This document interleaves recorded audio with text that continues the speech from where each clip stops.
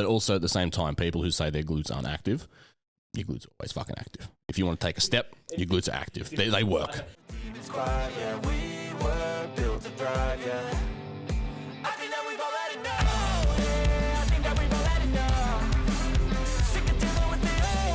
Oh, there you go. That's it. That's better. Welcome back to the Lionstone podcast, everyone. It's a bit loud. I didn't know how long that was going to go for. I cut it off early. Oh, okay. My name is Patrick, and welcome to the Lion Pod. My name is Patrick, and I'm very good at introducing the Lionstone podcast. He's joined by Matt. That's you. That's me, co-host. Welcome back. Co-brost. Co-bro. Have you been paying attention to anything that's happening on the line recently? No, True Geordie. Have you seen anything about True Geordie? No, I know who he is, but yeah, he got caught on a live stream being incredibly racist. He made like a racist joke about, I think it was about the Islamic culture. Anyway, well, I was just thinking about it because I saw it on TikTok. I saw like Andrew Tate going nuts about it, and I was like, "What the fuck's this guy going nuts about?" And yeah, True Geordie's a cockhead apparently. I thought he was a nice guy. Yeah, apparently not. Apparently this is like I was looking at the comments in his YouTube video. It was like, how many times does this guy need to apologize? It's every week, new apology video. I know. I used to like him. Really? He got outed for some weird text messages. Yeah, like wanted to buy people's dildos and shit. Yeah. Man, you just, right, first and foremost, if you want to buy something, no, I've got no idea. Interesting character. Yeah, look, people on the internet, you just got to be careful what you say. That's it. And don't be a creep. Just don't be a bad person. It's not that hard. Yeah, just be a good person. That's it. Don't be racist. We should make t-shirts, just say, just be a good person. Just be a good cunt. It's really not that difficult. Yeah. Just be a good cunt and you'll be all right. You'll be all right. How was your morning? It was good. We spoke about last week about me getting up at 5 a.m. And I think consecutively when was the last episode? Would have been filmed last Wednesday. Yeah. That's exactly this time last Wednesday. So I think out of the 7 days, I've been up at between 5 and 5:15 about 4 times. Cool. And what about the other days? 6 till 40% of the time. So yeah, I've been up probably about between those times. I've been anywhere from 6:30 till 7. So still earlier. 6:30 till 7. Yeah, cool. And considering you were getting up at like 7:38. Yeah. Yeah. And what on the days that you got up early, what do you feel like the biggest difference is throughout the day? We spoke about me being more productive in the morning. I feel like I can get more stuff done. Have you got more stuff done? Yeah. What have you been working on between the hours of 5 and 7? Mainly either writing my own content or catching up on previous days editing stuff. Yeah, true. And do you feel like that's had a better impact on your mental health during the day? Like, because managing tasks and that kind of stuff, that's one of the biggest benefits is you got more time in the day, right? Yeah.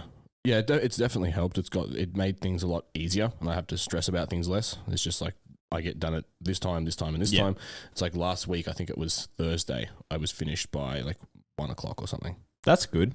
That's good. Yeah, I find getting amongst it early is better.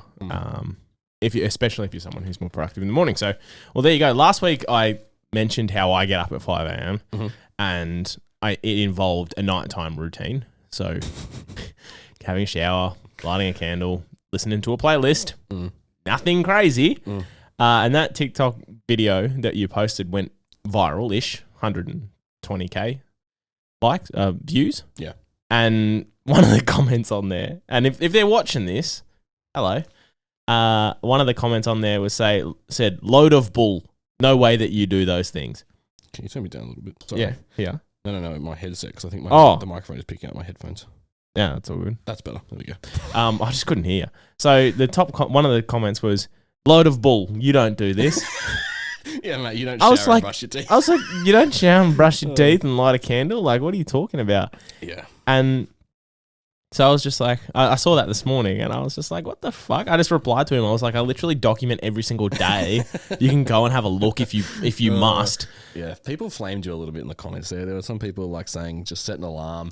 But the thing, like the point of the video was that you can wake up at 5 a.m., but the plan is to be awake. And productive. Yeah, not just smash your alarm, snooze, then kind of just roll out of bed and mosey on through the day. And the people who commented, like, I do this thing on my TikTok where I comment PNG, which is post and ghost. Like I try not to play into the comments because that's the way that I can sustainably post, is not thinking about people being assholes. Anyway, so when I saw that, I was like, oh look, I'm gonna reply to it and have a think about it and have a conversation about it, because it's kind of funny. Like, my routine is not crazy, right? It's not insane. No. It's pretty fucking simple, where you just drink some water, put on a nice song, and light a candle. And this is the thing though. Those people who comment, be like, just set an alarm. Okay, fantastic. Show me your schedule for the last week. What time did you get up? Did you hit snooze at all? If you hit snooze, fail.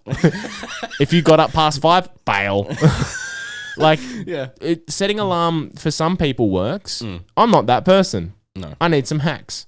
I need some little cheat codes. Yeah. I need a GTA 5 book that you got from EB Games with all the cheats and walkthroughs for life, because I didn't get a book when I signed up to life. No. Didn't choose to be bored.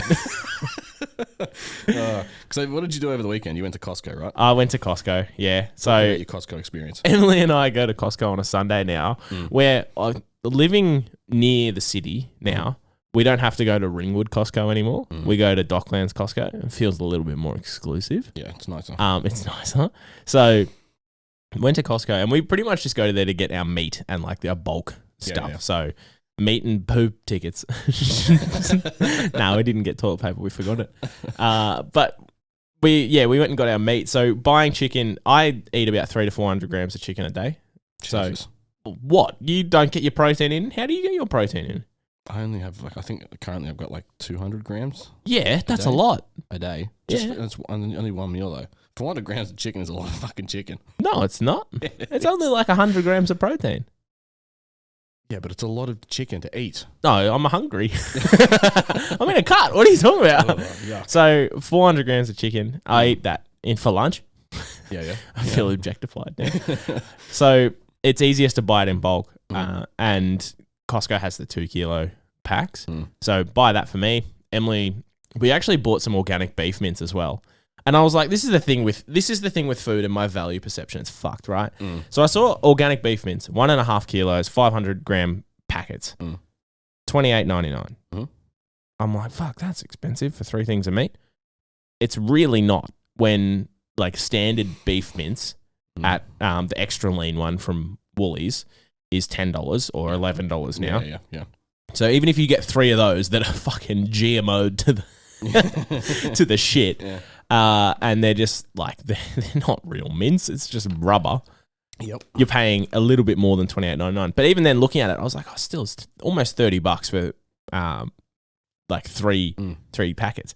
So I was like, well, that's pretty fucked. And then I was like, 1 order of Guzman for Emily and I is $40. Yeah. And I'm like, oh, I'm an asshole. Yeah. I'm a value prospecting asshole. I'm the exact same. I bought beef mince last night, and I wait for it to go to like the quick sale stuff. So it's like used by the day, like the next day, because I go home and I just prep it up, and it's... You go to the quiet Coles and Woolies to see what... Yeah. Instead of it being $12, it's $7 because it's used by tomorrow. Yeah, and so, you just go home and freeze it, or... No, I just prep it all in one go. And I just freeze the actual meal. So that's what I did last night. Like I went and bought I made a story. I'm trying juices in the morning, like smoothies, because I hate eating in the morning. I had a juice this morning. Yeah? Yeah. Is it good? Oh yeah, I'll tell you about it in a second. So I went and bought a NutriBullet. And now, how good's a NutriBullet? Yeah, I was gonna see. Here's the thing. I was gonna go get the like the $50 like Kmart blender. Oh, the one that looks like it could be like a drink bottle. Yeah. I was gonna get one of those, and then I remember Mum had a NutriBullet, and I was like, the thing is, if it's hard to clean, I'm gonna use it once and then never use it again. And then I washed the NutriBullet last night. And you just rinse it under water and everything comes out. Oh, absolutely. And then you can just use it again. There's a really easy way to clean it as well, the NutriBullet, because I got the same one as you got. If you just put a bit of, put water in it, a bit of detergent and soap, a little bit of vinegar, if it starts to get a bit rank, blitz it. Just... That's smart. Yeah, it cleans the fucker. There you go. There's a TikTok clip for you. There's a life hack for you. How to clean your NutriBullet. Just fucking put shit in it and go... Just don't hold it for too long. Though. Yeah, it is loud. Making it at 5 a.m. this morning because like I fuck you, Bree. That's pretty much what I did because I put all this stuff in it and it was like super thick and dense and I couldn't drink it, so I had to like suck it out of the cup. Just get a spoon and start. That's almost what I had to do. So I had to put water in it and then I had to blend it first thing in the morning. Yeah. And did you make it last night and then you had to re-blend it this morning? Oh, rookie error. Yeah, well, you just got to be prepared for the spoon situation. Yeah, but I wanted to drink it in the car on the way here. That's understandable. Maybe a thick straw would help you. Because there's still more in the bottom there. You can see it. Yeah, I probably wouldn't drink it. It's been sitting there for a while. No, it'd be fine. So my smoothie this morning, it was more of a thick shake. Yeah. Pardon me. Cut that out. My smoothie, I got athletic greens last week. Did I tell you that? Yeah, I saw your vlog thing that arrived. Yeah. Sorry, I'm a famous influencer. You keep up with my life. Anyway, I got athletic greens, and if you don't know what that is, it's a greens supplement with a bunch of fucking shit in it. So like, it covers pretty much every base that I don't cover because I don't like any of them. I don't like eating greens, but it's like it has vitamin C, all that kind of stuff. Yeah. Vitamin K, metamine. No, that was a terrible joke. That one went right over everyone's head. So I made the smoothie and I put vitamin D in it because with the athletic greens, they give you a year's supply of vitamin D in the form of liquid. Liquid vitamin D is the shit. One drop is like one serving. Yeah. So if you know the measurements of vitamin D, it's in UL. So 1,000 UL, right? I think most people would be prescribed from a doctor if they need it like 5,000 UL. I put 10. Oh, so you're double dosing 10 droppers, 10. I listened to Joe Rogan and he told me I needed more vitamin D. So I've been banging vitamin D in there. Anyway, so the athletic greens by themselves taste like soil. Yeah. It tastes terrible. So I have to make it with a smoothie. I put banana, blueberries, ice, not the drug,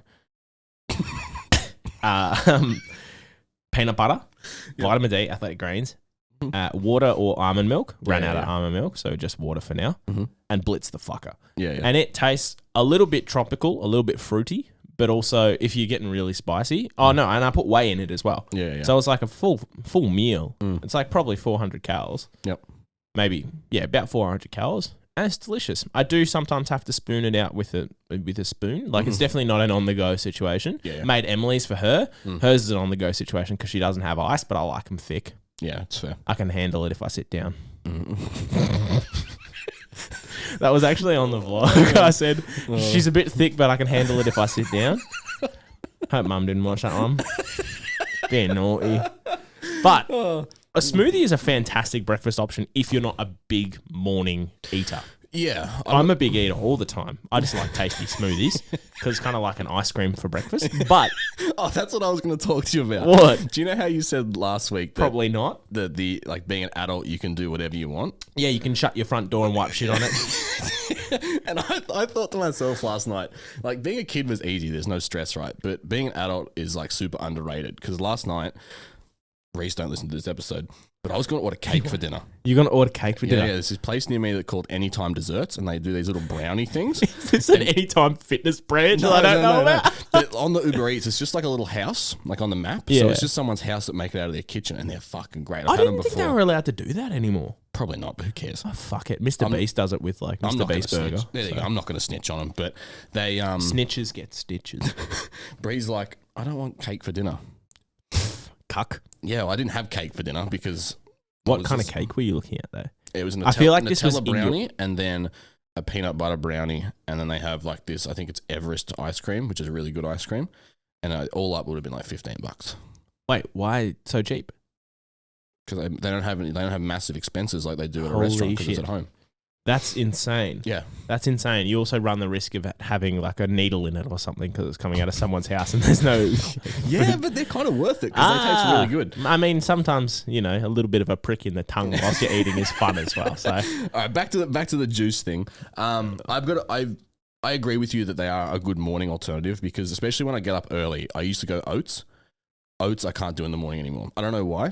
I used to be able to have them, but now they just absolutely bloat the shit out of me. They bloat you? Yeah, real bad. Mason had the similar thing where he doesn't eat oats in the morning for the exact same reason. I don't know why, But I think we all just have some kind of intolerance. Do you reckon it's a gluten thing? No, because I can eat every like bread, all that stuff, and be fine. Well, Mason was talking about how like some things bloat you specifically, and it might just be one of those cases. So oats bloat you. Yeah, it depends how big the serving is, but usually it's like 60 grams. You might need some athletic greens. If you need to get athletic greens, 10% off at the chin. No, just kidding. We wish we were sponsored by athletic greens. They can if they want, though. They can if they want. Just you can send me reach a out message. into the DMs of Lionstone Physique Coaching. We will happily consider your application. You just said their stuff tastes like soil, though, but It does taste like soil, but it's kind of yummy soil. It's kind of like a McFlurry if you put Oreo in it. So, like, it's a bit chunky, but there's nice things about it, too. yeah, well, there you go. So, if you're, I think... Sorry, Athletic Greens. I don't think they'll be sponsoring us after this. I don't think they'll be listening You just anyway. said you mix it with ice and ketamine and stuff like that. But I've just had literal snot come out of my nose. So the camera will be on me for this bit. But yeah, in terms of getting like good breakfast stuff, I do think smoothies are a good alternative. They get things done quick and you can load them up with protein, all that kind of stuff. Super, super easy, especially if you're not a big morning eater. I think the only reason that, like, this is my first day having them, and you're an expert already. I'm an expert. I already know. I'm on the juice train. Big cycle. But yeah, they're like 300 and something calories in before I train in about an hour. Yeah. And I feel ready to go. You feel ready. And it's cheaper than, like, the blender was like $100, but whatever. That's 10 days worth of what the shit I was buying at the servo. What were you buying at the servo? Muscle Chef, like, oat slices. They had like 35 grams of fat in them. That's insane. Yeah, but they tasted great. But they're also $6. Oat slices, you got to be so careful of. They have ridiculous amounts of fat in them. Like, especially those ones from servos. Like, just any of the oat slices, yogurty oat slice. People buy them thinking that they're being quote unquote healthy. They have sometimes up to like 1,000 calories in them. Oh, for like, sure. Like insane amounts of calories. There is no excuse for me not knowing this before, because I used to eat 2 of these before I trained. And I was like, why am I so fat? 132 clicks, I'm just eating oat bars. Yeah, health. Yeah, they are pretty calorie dense. That's probably something we should talk about in a whole... But they are yummy. They are yummy. Yeah. We'll do a whole episode on like calorie dense foods and all that kind of stuff. I think that would help people in terms of picking less calorie dense options. But another thing that I sent to you last night was... you sent me a couple of memes, so just be careful here. No, I was going to talk about Bang energy drinks. Oh. Now, I see on everyone's stories that they love a good Bang energy drink before they train. Bang. Now, their parent company is filing for bankruptcy. What's the parent company name? Something Pharmaceuticals. That's great. Something I consume is owned by a pharmaceutical company. Yeah. They owe their direct competitor Monster $500 million or something. So how are they direct competitors if they owe them $500 million? What do you mean? Like, probably a trademark infringement or something. They're both in the energy drink category. Oh. I don't know business. I'm not. That's the other podcast, but they lamps to lines. Follow us on YouTube. But yeah, they where you won't find Pat and I. I'm on. Because it requires intellectual thought. We can't talk about ketamine wiping shit on doors. Probably can't talk about that on this one either. Well, we'll see. Who cares? Whatever. Let's see if Dad says anything. Where is he today? Oh, you keep forgetting. You wouldn't believe where Reese is today, because it's warm, right? It's going to be like 28 today or something. It's going to be 28. So he was actually gearing up. I saw him down the beach, Williamstown, like 7 o'clock in the morning. He was rolling out the mats, right, that allow people to walk down and take the boats down into the water. So they've got a dragon boat, so he can be dragging these nuts down the water. But he's actually commandeering a rowing team. Yeah, he's the head person. So he sits at the front of the boat? Yeah, he sits at the front of the boat. It's Titanic. Oh, king of waffling. King of waffles and waffling. Yeah. Okay, so Bang Energy Drink are going bankrupt, which is a They're shame. going bankrupt? Bankrupt, there you go. There's your pun. There's your pun for the day. But yeah, Monster is superior. And 3D Energy Drinks, which I've just recently discovered. But 3D Energy Drinks, that orange Sunkiss flavour? It's all I buy now. Absolutely delicious. Yeah, they're like $6 at the servo, but that's expensive. And that's that's the only place they're sold. They're not at Woolies, Coles, anything like that. You can get them at Nutrition Warehouse as well. Yeah, around the corner. Are they $6? No, they're probably a little bit cheaper. Cool. There you go. So they're tasty. I don't know what about those drinks. I think it's the bubbles. Just get me carbonated stuff. Like, but if you were to try and make a carbonated, I feel like that would go absolutely terribly. Soda stream. Try it. Yeah, I'm not gonna. There's something for your vlog. Yeah, you just got to be careful with dosing the caffeine.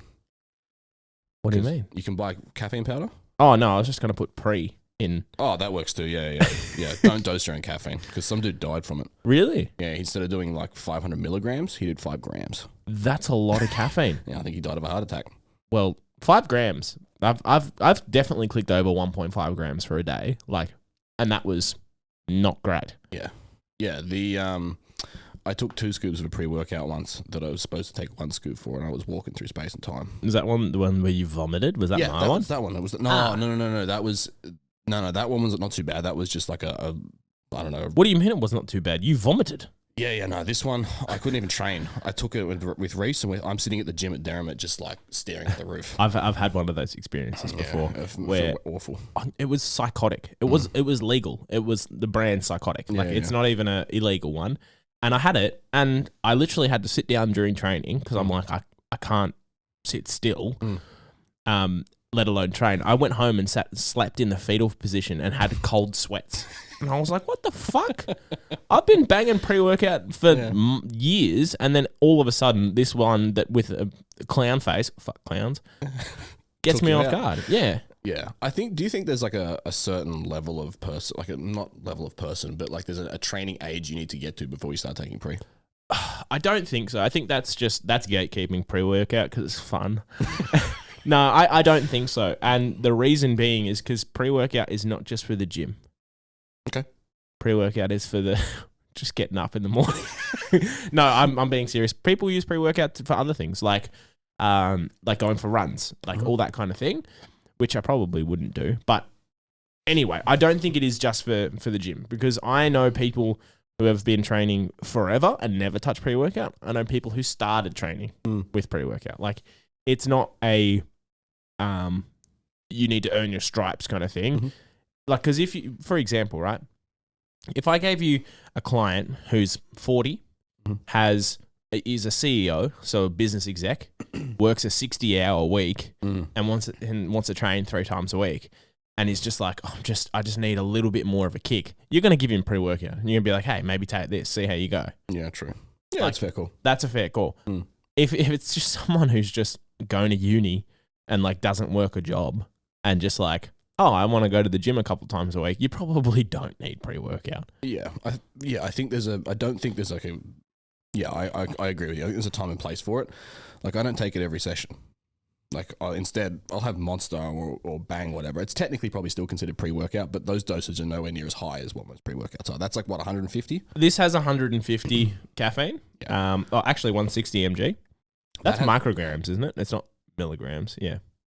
I don't know. Whatever. There might be micrograms. No, it's definitely... Oh, fucked if I know. I'm not a scientist. Yeah, we're not scientists. Where's Gabe? He'll know. We're not smart people. But yeah, I just realised this has niacin in it. It's got everything in it. Do you know what niacin is? No. So niacin is it's vitamin B3, and this has got 40 mgs in it. So niacin is very good for men. Mm-hmm. It helps with like good cholesterol, shit, that kind of stuff. But if you take it, like if you have a 300 mg serving, it makes you go really red. Right. Like, and it kind of gives you like a beta alanine feeling. Mm-hmm. But you go really red and you get really warm because it, I might be butchering the fuck out of this. It dilates your capillaries. Mm-hmm. So your blood flow increases significantly. Yeah. I take it because it's very good for men's health, but it's also very good for your skin and it helps your circulation. So I'm trying to get rid of the bags under my eyes and instead of sleeping more taking drugs and drinking water, I'm taking drugs to fix it. But it's actually a very good. So it's a vasodilator. Yes, I think so. But it's very good. I found it through a guy that I follow. I won't try and pronounce his Instagram username.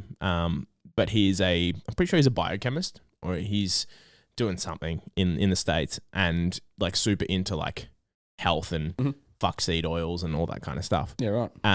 And I've been taking it. And it's pretty hard to find. Like I just had to go to a sup shop in Doncaster. Doncaster, actually. But there is a side effect with all what did you call it? Vasodilator. Vasodilators. It increases your blood flow to your appendage. Right. So if you get on Jolly Rogies and you're not sure why, it might be the niacin. Anyway, this has niacin in it, and there you go. So I've had 340 mg of niacin today. That's good to know. Hopefully you don't get any I'm not going red. I took it this morning, and if you take it with food, you don't go super red. It's called the flush. Mm-hmm. I'm flushing. Yeah, well, I don't. That's, there you go. Something you learn. It also warms you the fuck up. Like you're warm. Like you're hot. Hot. Yeah. I asked Reese when I walked in on Tuesday, or when you came in early and I saw you Monday morning, I was flushing and I was red.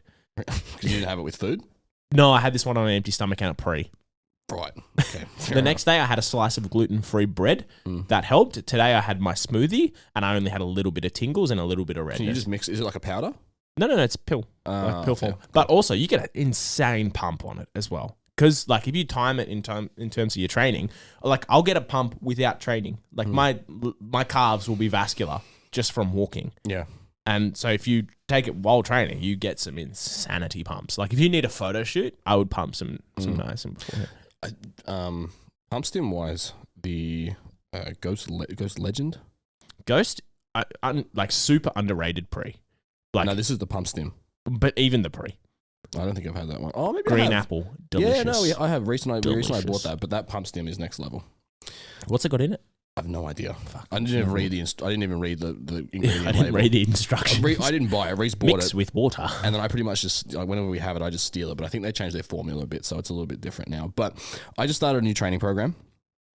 I think last time we spoke about me just getting back into training, or maybe that was the episode before. But no, it was a couple of episodes ago. You've been back into training for a bit now. Yeah. I decided to completely rewrite my program from scratch, ground up. Do you write your own program? No, Reese usually writes them. Reese, because we now train here, we just kind of wrote a program for ourselves that we would both follow based on the equipment we had. So we never had an actual dedicated program like I would when I trained at Derrimut. Yeah. So I wrote this one to kind of put myself to the test. I never programmed for myself for the last 6 years or whatever. So I decided, fuck it, I'll give it a go. Program for myself. He does all the other stuff. I just do my own programming. But when we get back to full equipment in the gym, he'll go back to programming. So I was missing the enjoyment factor because we got the new piece of equipment, the Prime cable fly. We love that cable fly. Incredible. Don't you mean the Prime everything in my session fly? Yeah. So the thing is, the program is written around using that extensively. So chest flies, shortened position with the pec fly, with the Prime cable fly is terrific.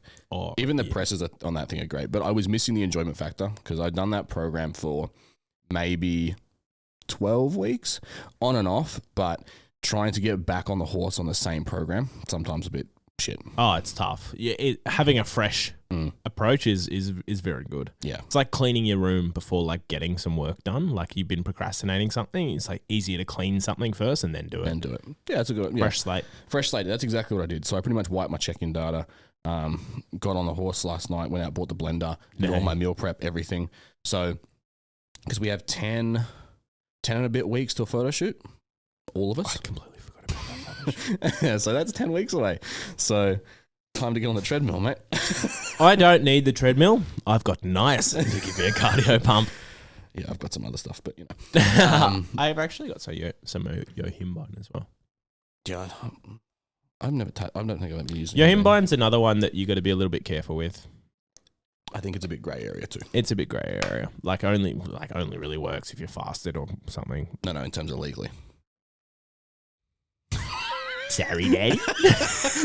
I don't have any of that actually. I'm pretty sure it is. That's all right. We can talk about that on another episode. But yeah, I just needed a bit of a new kick with the program. So. How are you finding the actual sessions? Like what does your session consist of? How many days and what kind of split are you on? So I'm doing 5 days. I'm doing no legs. No, here's the thing. Here we go. I wore shorts yesterday. Oh no. I wear them all the time, but I was looking at my legs and I'm like, oh, you haven't trained these in a very long time. Oh shit. I think the last time I did a proper leg day, 2001. I would have been 3. Big leg day. Yeah, big leg day. Saw you on the hack squat. It probably would have been maybe 2 years ago, 3 years ago. Really? Yeah, dude, I hate training legs. I used to love training legs. Surely you've trained them at like Derrimut since then.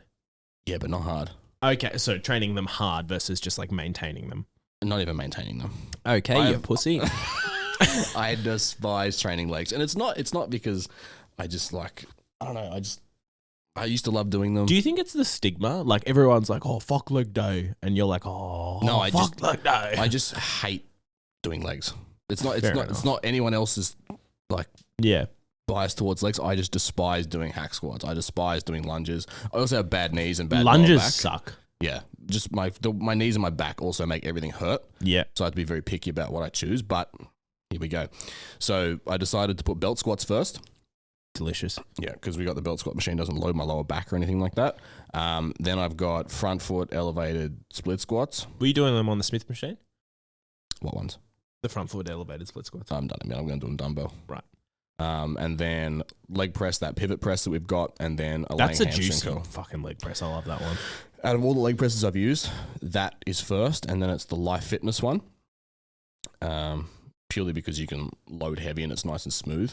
We've got another one, the other integrity one. The 45-degree one. Yeah, that one's good too. I just don't have very good ankle mobility. I have shit ankle mobility. So it just makes it hard trying to get into that like deep hip flexion and trying to come all the way down. That's where that pivot press really does well. Yeah, it helps big time. I just sit in the bottom of it. Sit in the bottom of it and let my ankles try and bring them down a bit. I just need to get back and like warm-ups and rehab stuff. I probably need to start doing it again because I'm a bit busted. I need to go see JD. Oh yeah, bit busted. Everything hurts, but it is what it is. Everything is broken.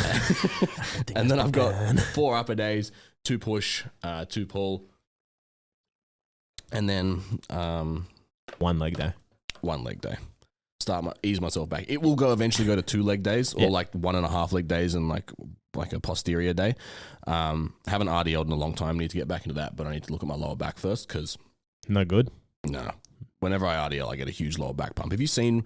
I get a lower back pump when I RDL as well. There's nothing wrong with that, but it's like my back fucking hurts the next day. Yeah, it feels like my spine has been compacted. Yeah, so I need to work on that. But at the same time, I don't know if I'll show you the photo afterwards. I think it's still somewhere on my phone. But because of my scoliosis, you have scoliosis? Real bad. Oh, squiggly back syndrome. Real bad. Really? Yeah, it's shocking. Like when I was call that World of Warcraft back. when I was at my leanest. Wow, that's exactly what it is. When I was at my leanest, I went to a physio, and she took a photo of my back to send to Reese, and my lower back, one side, like my erectors aren't developed at all, but the other side there's just this thick mass. No shit. Yeah. Like the photo's fucked. So whenever I would squat, I would use my lower back. It would something would pick up slack and compensate. Yeah. I'd never feel it in my lower back, but my lower back would take a huge amount of the load. So I just had these massive erectors. No shit. I don't have many more. I also have massive erectors. Because you're nice and... No, I actually have a similar... I don't have scoliosis, but my lower back does take over. Mm-hmm. It is very strong. And it just comes from the way I used to train and the way I used to deadlift. The way I used to deadlift was butt shoots up and then I essentially do a good morning. Ooh, so I was doing that with 240 kilos. Fuck. Yeah, so okay. I have a quite developed lower back. Yeah. But that takes over when I RDL. It takes over when I squat. Like especially in the Cybex hack. The Cybex hack, the pad ends before my butt starts. So my lower back kind of tucks under it and almost creates an anchor and pushes up against the pad. It's weird. I don't know. Yeah.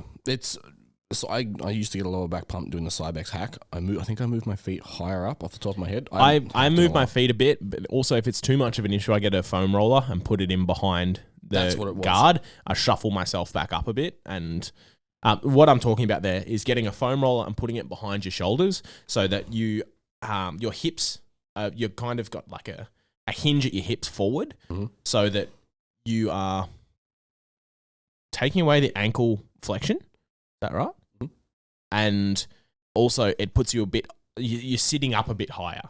So you're almost instead of being flat against the pad, you're up a bit. Yeah, Reese used to do that. Yeah, for sure. Yeah. So, and then band it and it should be fine. And don't try and press as much as I can because when I start to press as much as I can and reach that stupid up here, I start to make adaptations and I'm not training the muscle. I'm focusing on moving the weight. I'm not training the specific muscle. Yeah. So that's an interesting topic as well. When you ego lifting, well, not ego lifting, using your ego to achieve something, your body will make adaptations to do it. But are you still like trying to achieve the original goal, which was like grow your quads or whatever it might be? Yeah. So, and shifting weight from point A to point B. And that's what I used to do. So coming into, as you were saying, with a leg day, my opinion on leg day, and I think why people hate them is because they do too much volume. Like for me, I used to do leg days that were like 2 hours long and multiple times a week. And it was just so fucking annoying. Like you would do leg extensions, hamstring curls, squats, deadlifts if you're an idiot, and just like fill the day with all of these things because there's so many things you can do for your legs. Yep. Hip thrust, whatever. You just have ridiculous volume and it makes you want to fucking die. Yeah. Like for me now to maintain, I'm going through maintenance, but like maintain my legs, I focus on my quads, my glutes, my hams, and a little bit of my calves. I do probably for each muscle group, each major muscle group on my leg, I do maybe 4 or 5 working sets for a week. And like proper working sets, like fucking hard. Yep.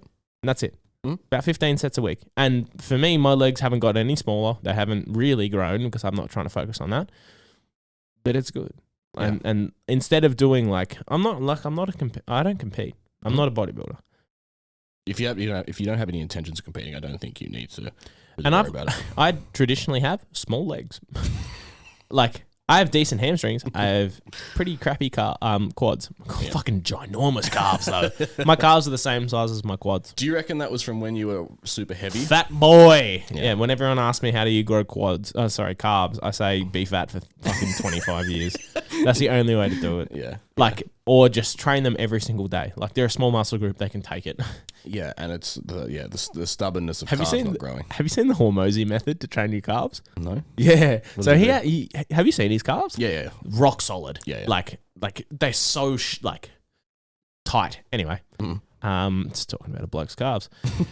He trained 3 sets of 10 every single session, and at the end of every workout, 3 sets of 10. It's impossible for them to not grow if you're eating in a surplus if you do that. Yeah. And I was like, oh, fair enough. They're pretty robust muscles, considering that they work every time you take a step. Pretty much, yeah. So having to be able to put enough weight into them to progressively overload them? It would more be intensity and volume, but yes, they can. Yeah. You might weight wise, very individual to the person. So, obviously you want to challenge them with significant load, but then, frequency and volume still is important too. Yeah. So, someone like Alex was definitely on when he was growing his calves. So, he could probably get away with the 3 sets of 10 every single day. And if you don't know what we mean by what he's on... He was on gear. He was taking steroids. Yeah.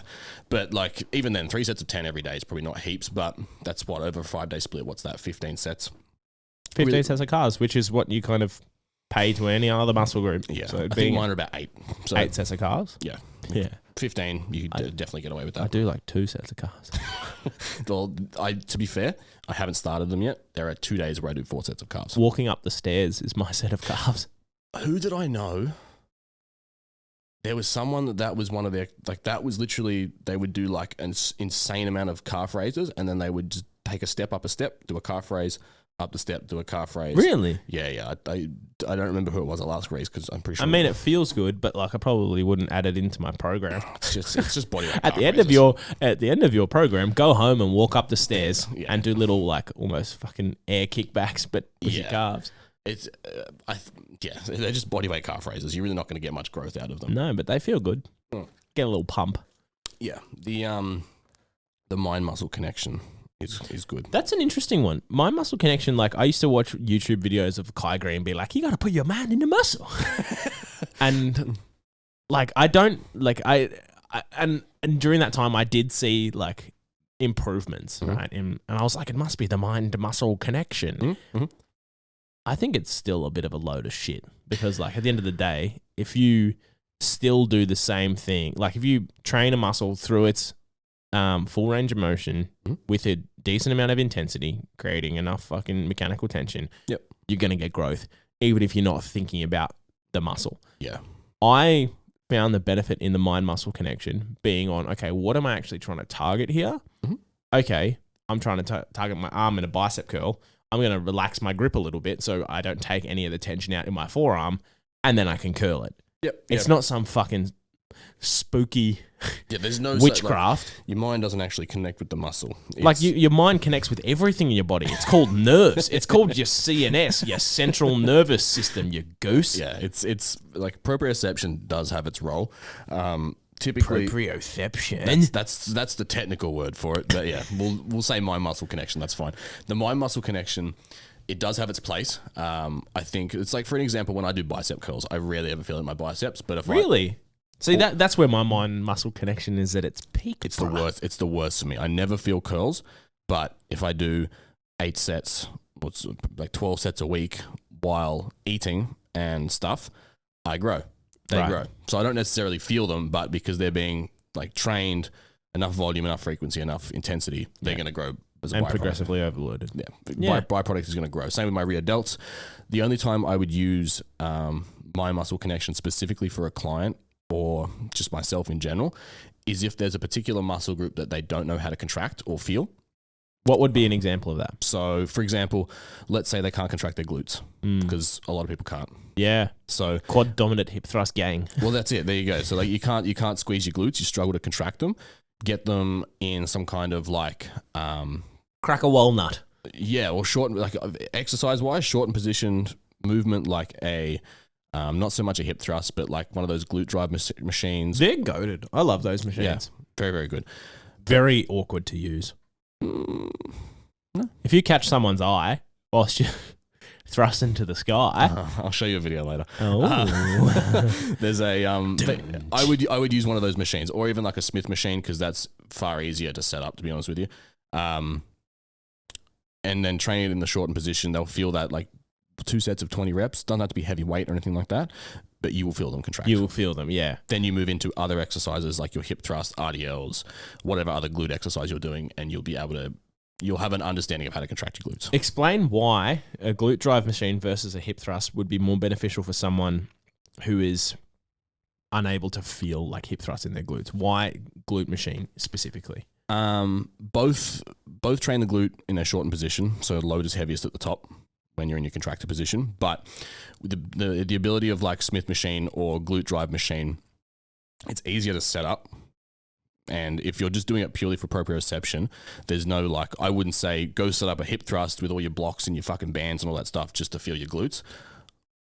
All I was going to say was it takes out the extra stability needed as well. That too, yeah. So like with a hip thrust, like it can kind of rock forward and backwards, side to side. Mm-hmm. Whereas the glute drive machine, it has a belt over your pelvis, and essentially you just have that belt giving you opposing force downwards, and all you need to do is like thrust upwards. Because the weight isn't out to the sides and it's like through a machine, it can only really go down. So like one side's not going to go down, one side's not going to go down because the machine's balanced. Yeah.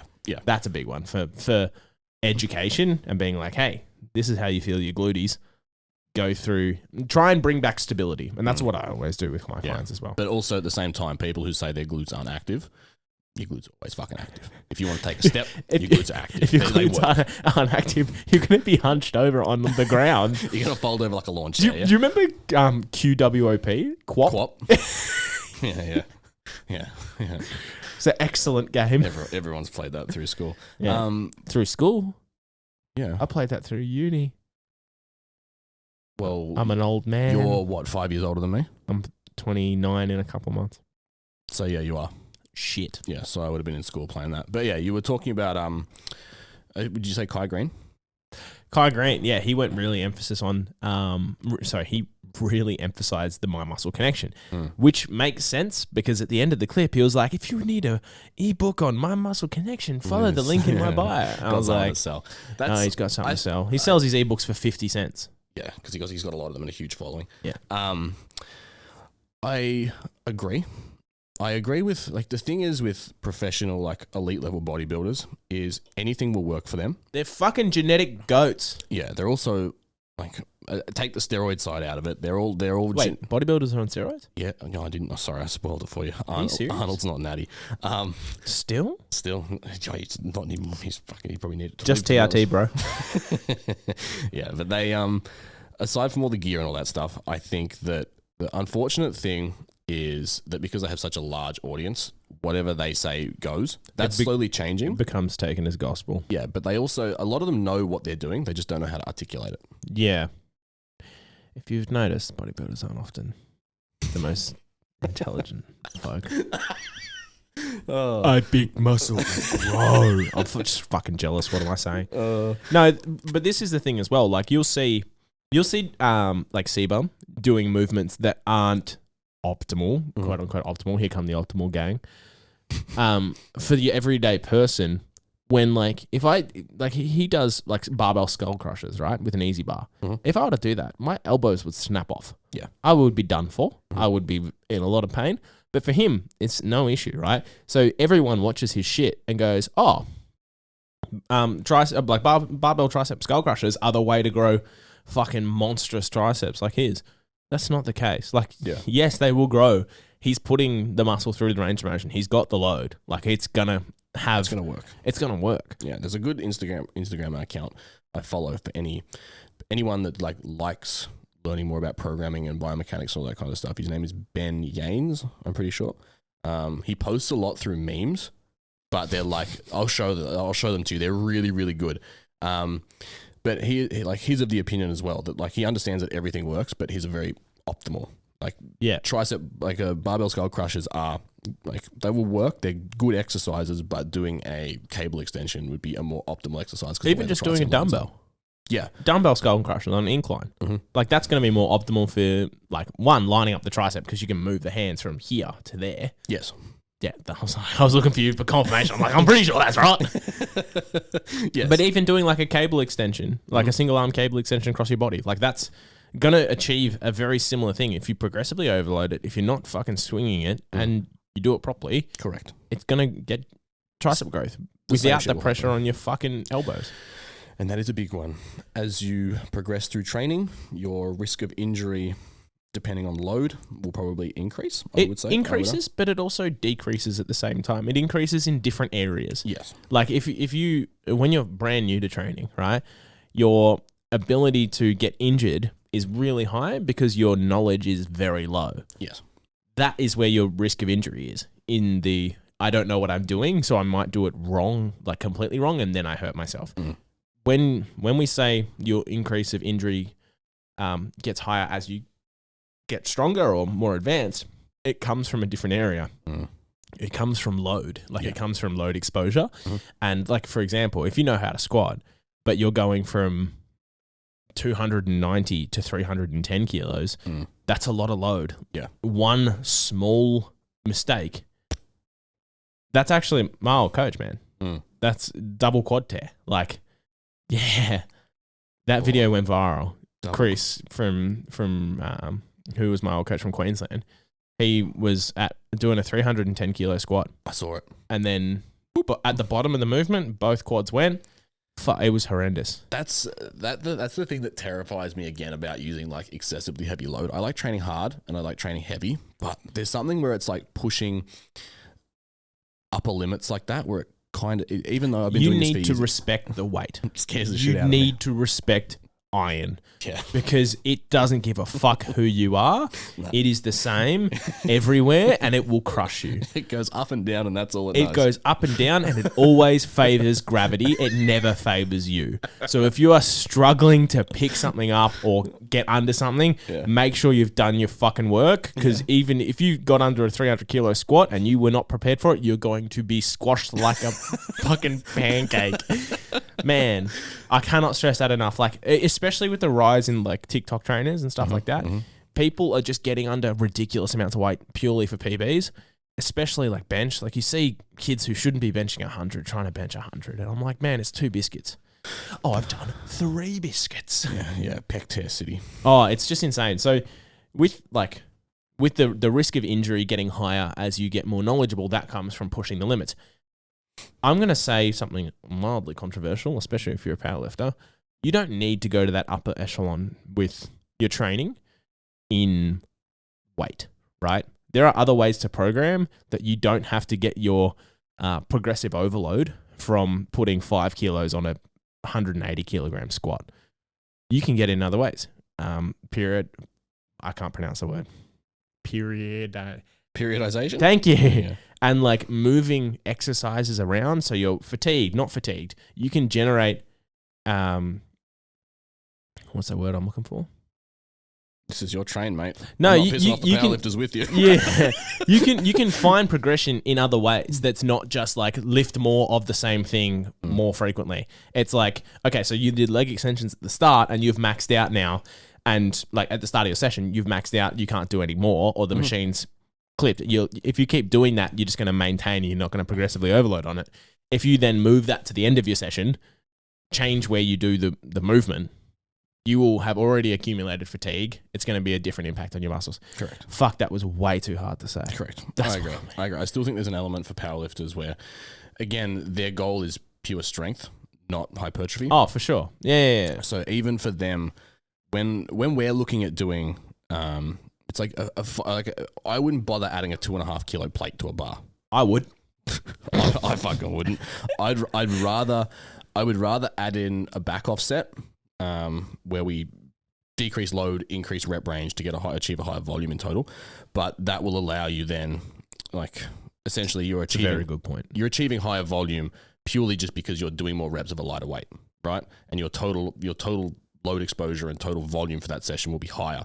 Where a power lifter, that 5 kilos may break them into the next bracket. Might be a world record. Like, yeah. And when you get into the elite level, like Eddie Hall's 500 kilo deadlift, and then Thor did like 501 or something like that. Yeah. And it's like, whatever, mate. All right, 1 kilo. Yeah. But in that level, it means all the difference. It's same with like Olympic sprinters. Like, you won by 0.2 of a second. 0.2 of a second is not impressive when I do it, but when they do it, it is. Is that what you got to tell Emily? Shit. All right. Well, I think we will wrap it up here for today. Next week, we will talk about, because we're getting closer to Christmas, I want to talk about tracking around holidays. It's the most fatty time of the year. Yeah. So we'll talk about tracking around Christmas and events and social events, because we are getting closer. And if I see any of you motherfuckers with MyFitnessPal out on Christmas Day, if you don't have a comp coming up, I'm going to take away your Christmas presents and your chocky stocking. I'll put you on the I'm opening up my chocky stocking. I'm just going to scan the Freddo. Fuck off. Don't be a child. Be a child. Yeah, be a child. But yeah, that's what we're going to talk about next week, because the sooner you learn about it, the sooner it'll be all stuck into your brain and all that good fucking stuff. And then that's it. All right, we'll see you next week. Bye.